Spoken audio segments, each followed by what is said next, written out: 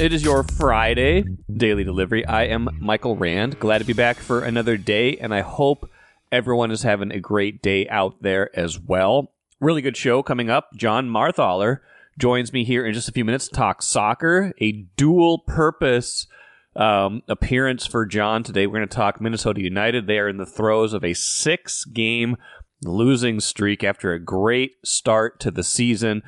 Of course, a lot of that losing streak because of depth problems caused in large part by international competitions, Copa America, the Euros, raiding their roster, leaving them thin at several positions and leading to some losses. But then again, those competitions impacted every team in Major League Soccer in some way, and the Loons just didn't have enough depth to cover for the players they were missing. So we'll get into their roster. We will also get into their future, and we will definitely get into USA Soccer.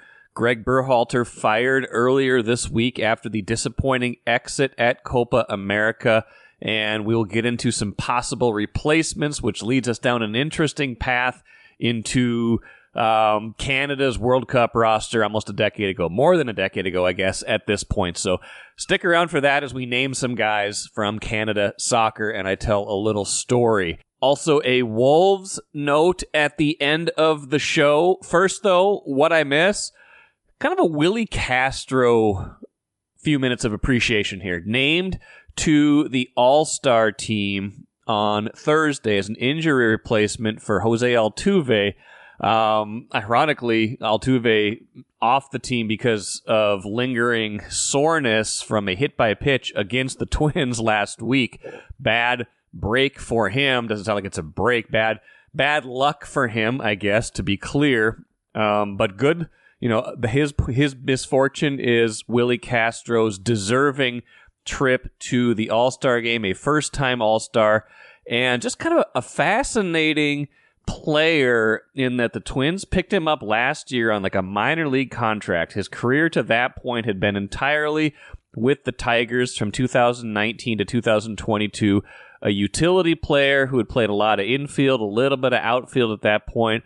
Not much of a hitter at that point. His career OPS with the Tigers in, over 1,000 plate appearances was just 673, and there was nothing to suggest that he was on any kind of upswing when the Twins picked him up. He was just kind of a body that might be able to help, might be able to play multiple positions capably, but wasn't going to give you much else. Well, he turned into a pretty good hitter for the Twins last year, 750 OPS, led the team with 33 stolen bases. He only had 18 in his entire Tigers career, and of course, some of the new rules, the pickoff rules and such in baseball last year did help juice the stolen base totals of a lot of players, but Willi Castro definitely taking advantage of that. Walked enough to get on base enough for his, size and speed, enough pop in his bat. He will go deep. And this year, been even better. His OPS has been over 800 for a lot of the season. It's down a little bit now to 784, but still a guy who has started at least 10 games at 5 different positions. Left field, center field, third base, shortstop, second base. I did a piece on the Twins' unsung heroes, maybe I think it was last week after talking to Bobby Nightingale Jr., and it was clear to us Willi Castro is at the top of this list because of everything he has done for them this year, but maybe not unsung anymore if you are an all-star. If you are good enough to be on the all-star team, you probably aren't an unsung hero anymore. He's played 93 games this season. 93 games already this year. Guess how many games the Twins have played this year? The Twins have also played 93 games. He has appeared in every single Twins game this season for a team that is 53-40, for a team that has had numerous key injuries at various parts of the year. Royce Lewis, Carlos Correa, Byron Buxton, they've all been out at various points, and Willi Castro has filled in capably for all of them. He's not going to make you forget any of those players, but he is good enough, and certainly better than good enough now that he's an all-star, to fill in even when your top salaried star caliber players are injured. So Willi Castro appreciation, a deserving nod. There's a nice video Twins put out of Rocco Baldelli informing Willi Castro that he'd been named to the All-Star team. Just another one of those players that you have to have. These tend to go in reverse, right? We tend to focus on the players that have left Minnesota after not getting enough of a chance and then flourishing elsewhere. This is happening in reverse. This is a guy who, for whatever reason, just didn't quite click entirely when he was in Detroit. He was a solid player, but nothing spectacular. Comes here on a minor league deal before last year starts, becomes one of their most important players last year, and certainly one of their most important players this season.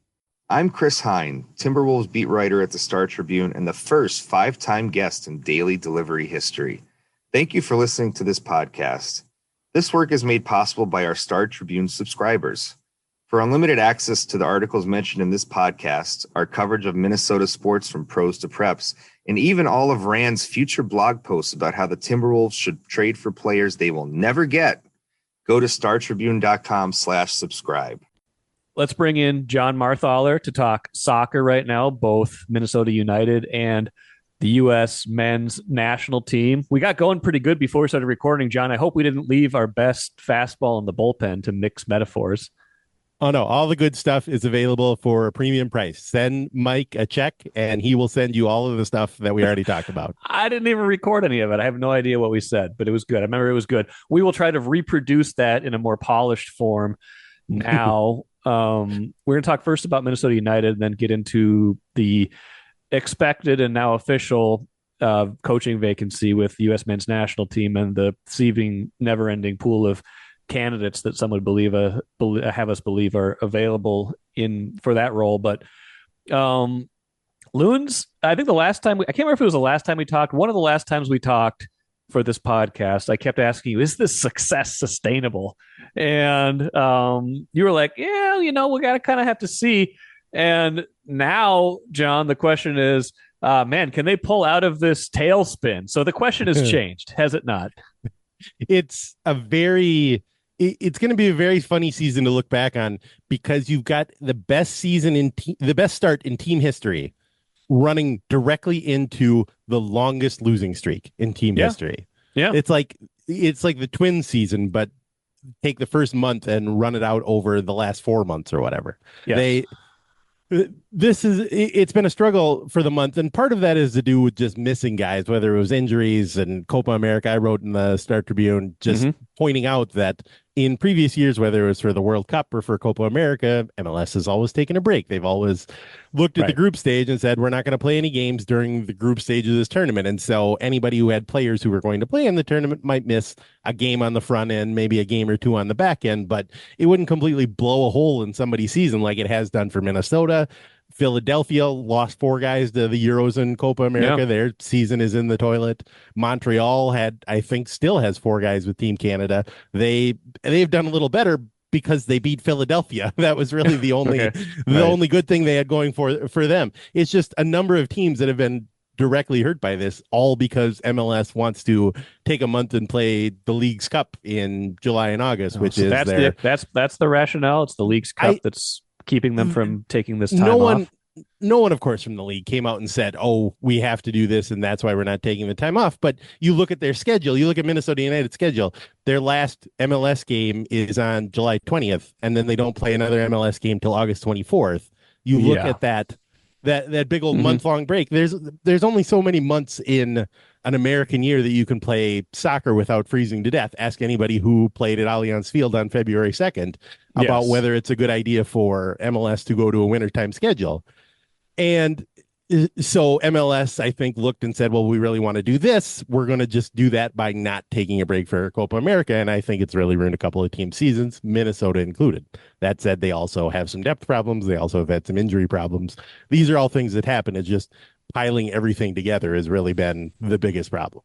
Well, you're right, because the depth problems, like, it's not like they only took Minnesota United players for these tournaments. Like every team has been affected, I'm sure, in some way. If you have good players, they are going to be playing in one of these tournaments. So what it's done is showing you that, hey, the Loons don't have enough capable, like their 12 through 18 is not as good as a lot of other teams 12 through 18. Right. It kind of worked out strangely in that in past years, it's always been, well, they want to protect the U.S. national team because there's so many MLS players that are going to the U.S. men's national team. I think there were 3 MLS players on the U.S. men's national team this summer. Look how that worked out for Canada, Canada, I think, has 14. And so really, it was the teams that had Canadians that really were hurt the most. Portland, Minnesota. Right, Dane St. Clair. Yeah, Montreal. So blame Canada, I guess, is what I'm saying. Canada. For the whole thing. Yes, blame Canada, as South Park taught us a few decades ago. But yeah, but they've lost 6 in a row. That's a problem. That'll put a hole in your season. They've tumbled basically from like, top 2 or 3 in the table to below the 9th spot, right? They're not even in that kind of not in the playoff spots. Not even in the playoff spots. Not in the play-in spot. Not even the play-in, not in the playoffs. Playing to try to resuscitate their season. But also, if you're kind of taking the long view, which it seems like their management is, it's not all about right now, right? Well, I think this last 6-game stretch has sort of put them in an interesting spot. And I think you see this a lot, like with hockey teams coming up to the trade line or baseball teams coming up to the trade deadline, where we talk a lot about, can this team make a run? Is this a time to sacrifice some stuff? Is this a time to go for it versus is this a time to plan for the future? We've talked about this with the Twins a million times. We've talked about this with the Wild a million times. And I think a month and a half ago, it would have been hard for Minnesota and its management to say, I don't think we have the pieces in place. This is going to be a longer rebuild than just one transfer window. The context here is that the league's transfer window, when they can start bringing in new players from abroad and stuff like that, starts next Thursday, July 18th. Yeah. So coming up to this, they've sort of been focused on this window all along as they can do some reinforcements. They can make some changes. They can bring some guys in. But had it been a month ago, you would have looked and said, they got a chance to make a real run in the playoffs, maybe be an MLS Cup contender. What are they going to do right now to improve? And I think after a 6-game losing streak, obviously they want to make the playoffs. And I think they're excited about getting guys back and bringing in players in the transfer window. But at the same time, I think they have a lot more cover to go. This is not just a one transfer window kind of rebuild. They're looking at 2, 3, 5 windows to make a difference here. Well, and they're kind of looking at it from the long view. They just brought in a new, everything is new basically right now. You got Eric Ramsey in, you got all new kind of decision makers at this point, and you've got to look at it and say, how do we build something sustainable here? They are probably not going to outspend the highest spending team. Stop me if you've heard this before. It sounds a little bit like the Minnesota Twins model of, we're going to be a budget conscious, nimble but efficient kind of team. Is that how you build something good here? Given that, you're probably not going to spend for the Messis of the world. I mean, I think Eric Ramsey has used the words realistic and pragmatic a lot this year. And I think that is a pretty good definition when you look at where Minnesota is going to fit in Major League Soccer. You've got a team like Atlanta that they've sold 3 players this summer for $40 million combined or something like that. And they're also responsible for the 3 biggest incoming transfer fees ever paid in league history. You've got a team like Miami that's assembling Lionel Messi and his super friends. To build their team. You got LAFC, who all along this season, they've got Hugo Lloris in goal, a famous European soccer name. Now they're bringing in Olivier Giroud to be their number 9 guy. This stuff is not going to happen for Minnesota.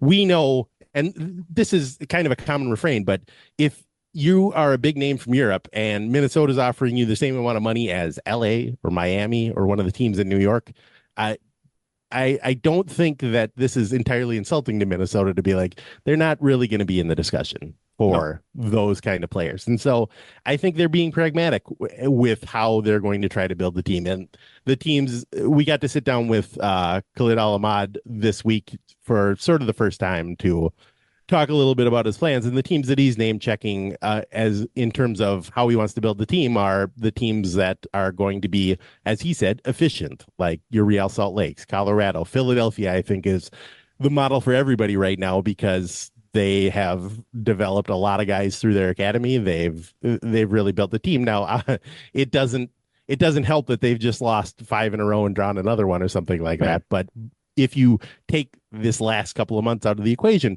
Philadelphia is sort of the model for a lot of teams in a lot of ways in terms of how they want to build from the academy through the second team, through the first team, and how do they want to develop players like that. How do you think that messaging will hit with fans? Because I got to tell you, John, sometimes it doesn't hit that well with Twins fans, and it does. It's practical, and it seems like it is the right thing to do. That you understand where you are payroll wise, even if there's not a salary cap, you have to. You're running this as a business and as entertainment at the same time. If they do it well enough, I imagine it will hit the right way. And if you take your shot when the shot is there to be taken, like you could say the Twins did with Carlos Correa. Like you wouldn't have thought 3 years ago, hey, the Twins are going to be in the market for Carlos Correa. They're going to eventually sign him to a 6-year, $200 million contract with team options beyond that. But how do you think that kind of plays? Do you think fans are savvy enough to realize that that's where the Loons fit into this marketplace in the league? I think it's hard because obviously people who are used to being Minnesota sports fans are used to hearing some version of this of this story, and I think the Twins are especially a good case. The difference sort of is that MLS doesn't have the openness that other leagues might. It's more like the NHL, which has kind of a small salary cap when you look at it, and MLS is a tenth of that. Like Yes. it's tiny compared to these other sports. So I think it's easy to say, well, they should bring in this guy and that guy, and they should just pay whatever it takes to get him here and pay him whatever. There's only so many slots that they have to do that, and so it's you look at how the salary cap is structured, where you have a certain number of designated players that you can kind of pay whatever you want to, and then sort of other categories a little bit below that where you can pay, this guy might be $1.5 million you're paying him. And that's not much. That's like small relief pitcher for the Twins, but that's also like 3 times the quote unquote max salary for a normal player on the MLS budget. So it's a little bit like if you look at the Twins, they could have a Carlos Correa and they could have Pablo Lopez, and then they could have no other high paid players. Right. That's the kind of thing that the Loons are operating on. I think fans are right to want the team to spend money.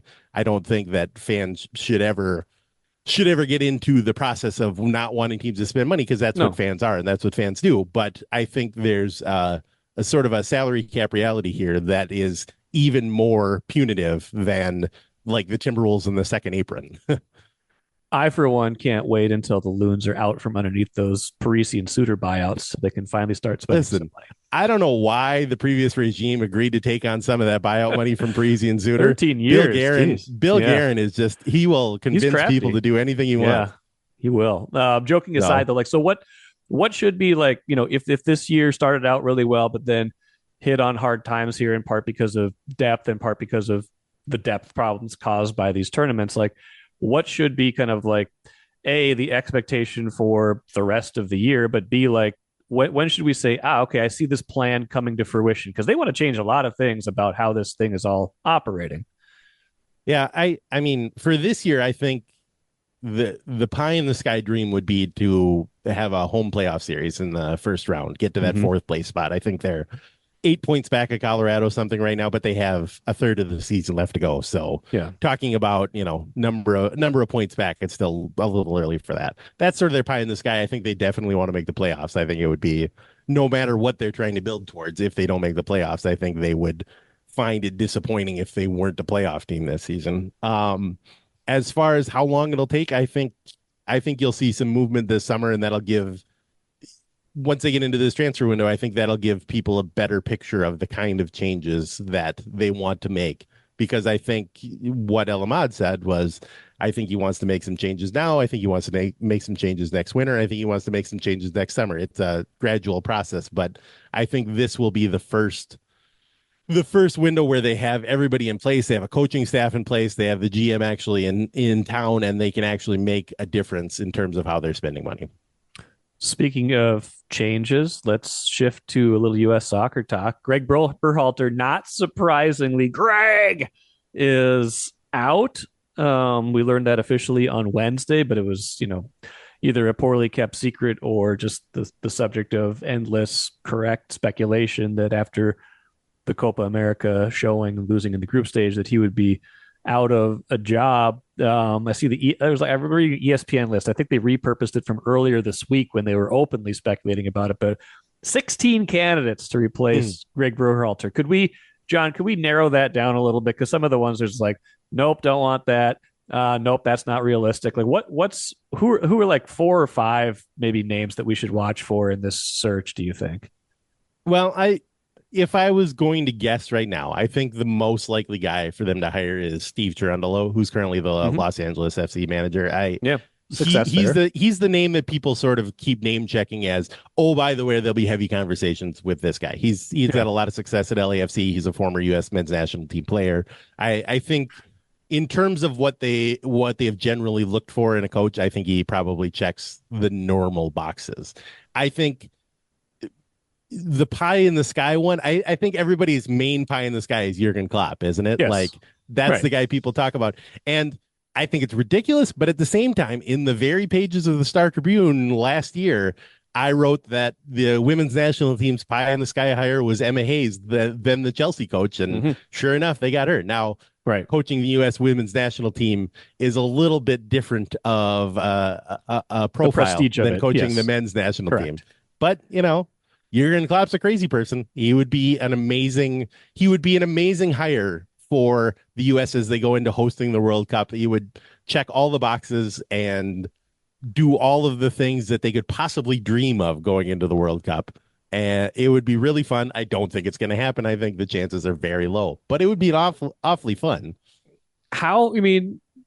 It's got to be a factor that they're hosting in 2 years, right? Like if you're going to push all the chips in and, all the money in essentially and say, hey, normally we wouldn't be able to do this because it's outlandish. It's going to cost way more money than we're ever going to get back or at least, in terms of return on investment, like cash return on investment. But if you're going to do it, it does kind of feel like now is the time, right? Like you don't want to mess up when you're hosting. You can't mess up when you're hosting.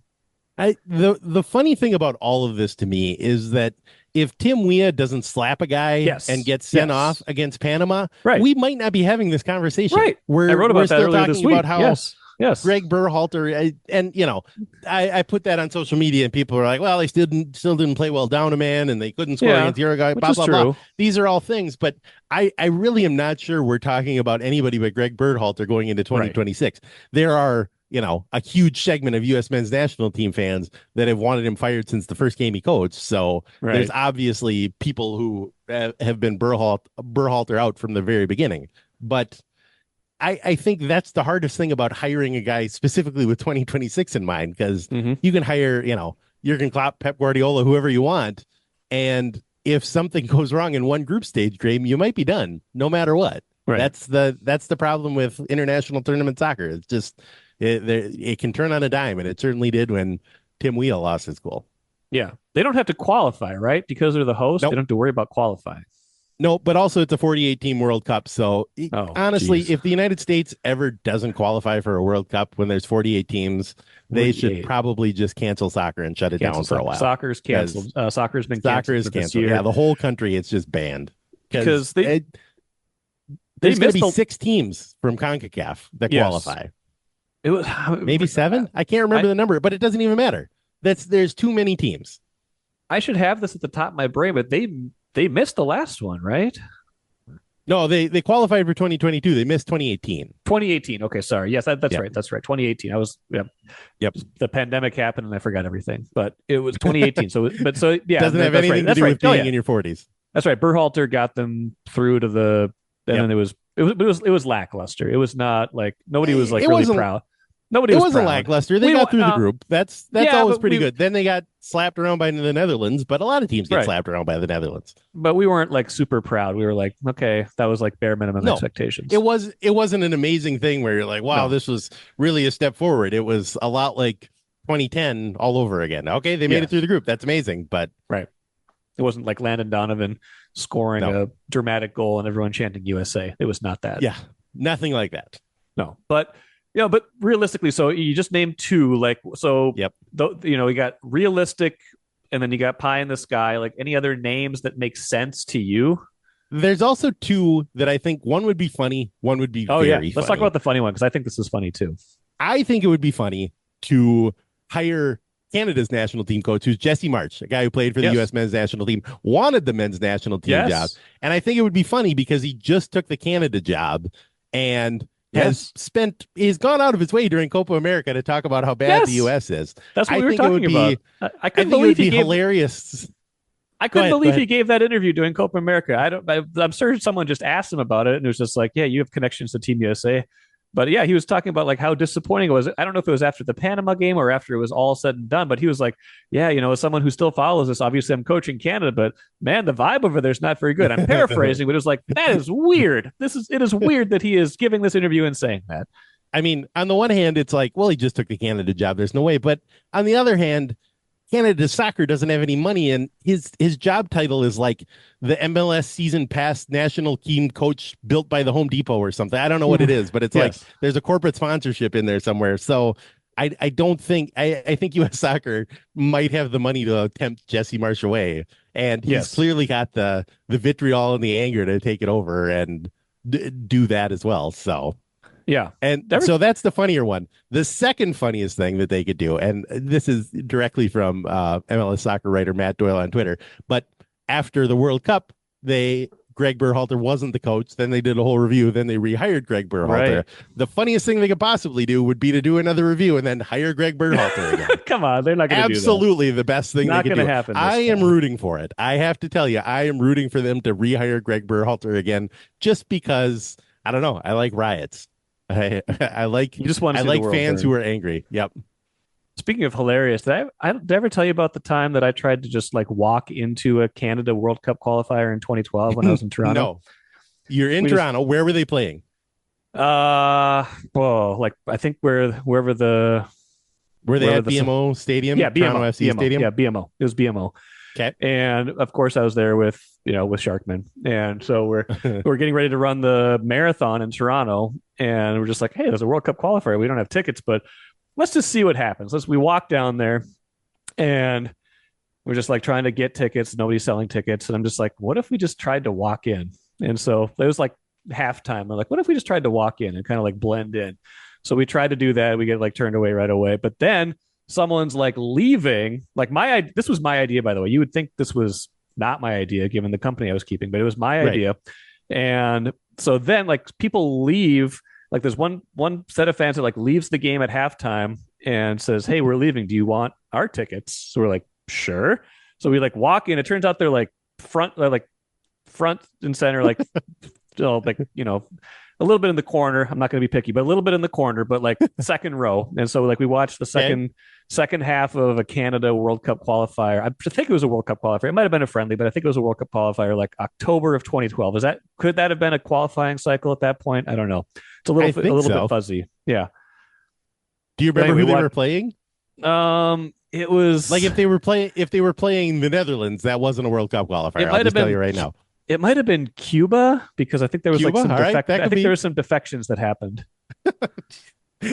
Were you and Sharkman involved in the defections? That's what I really want to know. No, but then we ran the marathon, and this is like way off topic, but running a marathon in Canada is terrible because they do the mile markers in both miles and kilometers. Oh, no.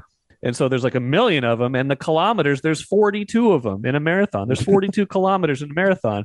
So you're like getting constant reminders of how far you have to go. It's the same distance, but psychologically it is messing with you because it's like, I got 42 of these. Like it's just like at a certain point of a marathon, you're just like checking off how many of these things you have left, how many of these markers you have left. In a Canadian marathon, they're doing both, and you're just like you're inundated with, oh man, it's like you ran 68 miles because there's 26 plus 42. Oh, that is disappointing. So I think that will tell you as much as anything about where Canada soccer was in 2012, that somebody who had second row tickets to a World Cup qualifier was leaving at halftime. Yes, and just giving away their tickets. I'm trying to find who it was. I can't remember who they were playing. Maybe it was Cuba. I can't remember for sure. The Honduras? surprising thing, No, not Honduras. No. the surprising thing about this story is that it didn't involve Sharkman commandeering the Blue Jays bullpen cart or something and driving in through I the wish it loading did. dock. I wish it would Just have. that would have been a more appropriate story from what I understand about you and Sharkman. Was that the marathon where he stopped at McDonald's at mile 20? Yes, it was. Wait, was it? Yeah, it definitely was, because we ran two of them together that year. We ran grandmas together in June when he was just going to come up and hang out and cheer me on, and ended up getting a bib last minute and ran it just without any training. And then that was the one I think we live tweeted that one. That was the one we live tweeted when live tweeting was a big deal. Boy, that was fun back then. Yeah, it was the internet. Remember when the internet was good? That was peak Twitter, 2012, the early to mid 2010s of Twitter was about as good as it could get. And yeah, I ran that one more seriously though. That was when I was actually trained up for. The Canada one was more for fun, and we may have not exactly gotten ourselves in peak condition the night or two before that marathon. But long story short, it would be hilarious if they hired Jesse Marsh, because I would find that would just be funny. It would be funny, and he probably would be a pretty good coach, right? Because he got Canada to the semifinals, right, of the Copa. I think a lot of people would. I think people are excited about his particular brand of intensity. Before we started, I referred to him as the Jim Harbaugh of U.S. soccer coaches, and I think that is about right. Just sort of the same energy. You could imagine Jesse Marsh writing a letter in Microsoft Excel like Jim Harbaugh does. Cuba. I think it was Cuba. Okay. October 12th against Cuba, it looks like. All right. Give me some guys who played for Canada in that game. I have no idea. No clue. I just, oh, no, actually I do. I probably do. They announced, I'm looking at a thing. They've announced the roster for their matches against Cuba and Honduras, the 5th and 6th matches it was the CONCACAF third round of the 2014 FIFA World Cup qualifiers. So yeah, it was a World Cup qualifier, and we saw half of it. Goalkeeper. Oh boy, these are hard names. Okay. Goalkeepers Milan Borjan and Lars Hirschfeld. All right. Kenny Stamatopoulos, and defenders Marcel De Jong, David Edgar, Andre Heinold, Dejan Javok, Ande Jazik, Mike Kluowski, and Kevin McKenna. Have you heard any of these people? There were a couple early on that I think I've heard of. Kevin McKenna, I don't recall. I'm not. Pedro Pacheco. Does that ring a bell? Toussaint these are Toussaint Ricketts. There's an MLS sicko name right there. I feel like we're entering into Sleeve McDykel territory, and we're playing baseball stars, pretend MLB names. Yeah, I mean, there's a small population that is remembering any of these names, but they're excited right now. This has been remembering some Canadian soccer guys. Let's remember some guys. Yeah, the match was Friday. It looks like Friday, October 12th, and I guess the marathon was it's either Saturday or Sunday. I can't remember, but it was one of those days. It was one of those days. Anyway, the U.S. is going to hire somebody. Maybe it'll be the Canada coach that really wanted the U.S. job. And at least they're pretty much done rating the Loons roster. Are they kind of back at full strength now? Well, Canada is playing the third place game on Saturday. Minnesota's at Houston. Why are they playing third place games at these tournaments are idiotic. But I mean, if you're Canada, you probably want to win it. They're playing Uruguay, and I don't give out medals. I'm sure they do give out medals. Okay, all right. Probably for third and fourth place, because what's the point? But no. I don't know. No. Uruguay just had a situation where a bunch of their guys went in the stands last night and were fighting fans. I actually watched a lot of the end of that match. That was pretty good. The Uruguay against there's nothing more wonderfully operatic than the end of a close international South American soccer game. Yes. It should be scored by Hans Zimmer. Absolutely, from the 80th minute on. Colombia had already had a guy sent off. It was just wonderful. Absolutely wonderful to watch.